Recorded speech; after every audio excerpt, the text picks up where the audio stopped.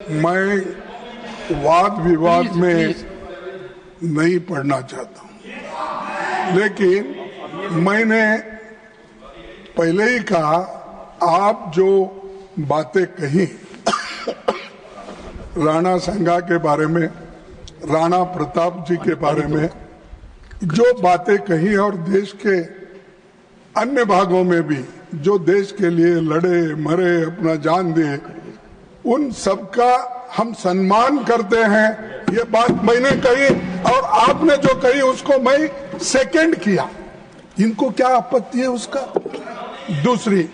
दूसरी बात मैंने ये कहा कि कोई बात का आपको और उनमें इतिहासकार आपके और उनके अगर है, उनमें मतभेद है तो आप जुड़ा। इसका मतलब ये नहीं किसी का घर जलाओ, किसी के घर के ऊपर बुलडोजर लगाओ, किसी के ये करो, किसी के बच्चों को मारो।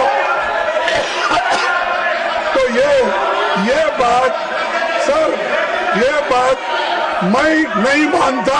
संविधान इसका परमिशन नहीं देता और संविधान जब परमिशन नहीं है, ये बातें यहाँ लाना ठीक नहीं है। इसीलिए मैं आपसे अपील करता हूँ, उनको कम से कम इतिहास पढ़ के और उन्होंने जो इतिहास पढ़ के एक दूसरे से बात करने दो। लेकिन मैं तो आपके बात को सपोर्ट कर रहा हूं। मैं वो बात दोहरा के असत्य बात को सत्य करना चाहते हैं।